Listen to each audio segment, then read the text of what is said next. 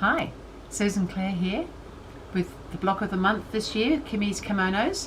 We're getting along really well with it. We're up to part 7, and this time we're doing just a few little things because we're trying to get ahead a little bit. We've had a few people saying that they'd like to get it finished, so I thought we'd just move on just a little bit this time.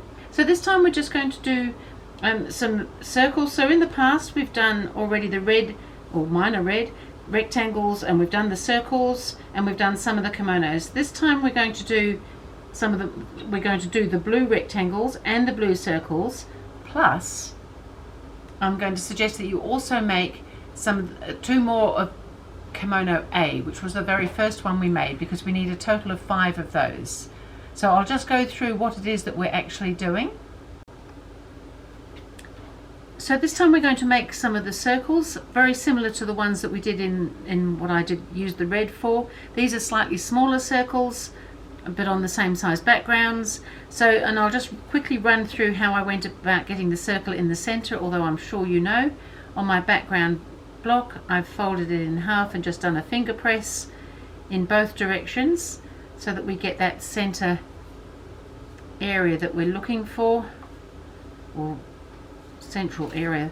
And then on the circle that we're going to fuse on, exactly the same thing. So fold it in half and finger press, and I find it easier to do if you're using the paper backed with the paper on, because it allows you to give it a little crease.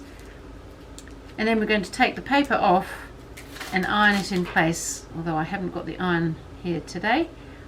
But those little 4 points that we've created with those finger pressed folds will line up with the background, and then that'll position it right in the middle of your block for you, and then you'll have these nice circles all nicely positioned. And then I've used a little blanket stitch to stitch around mine.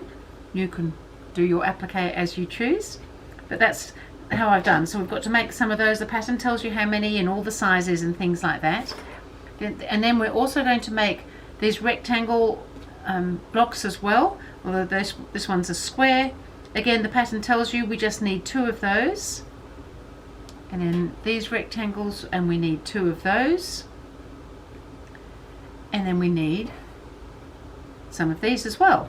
So all of that information is in your pattern, which you'll be able to download. And the other thing I thought we'd do is just get ourselves a little bit ahead with the kimonos. When we started, we did kimono A, and this is kimono A, and we need to make 2 more of those. We need a total of 5 of kimono A. So I thought we might as well do all of that, because these are quite straightforward this time with the circles and rectangles, and get ourselves to that point. So once we've done all those, plus we've done already these ones, these were the red circles and rectangles, and some of the other kimonos that we've already done. So we're getting along really well with this, and I will see you again next month with the next part for Kimi's Kimonos. Thank you.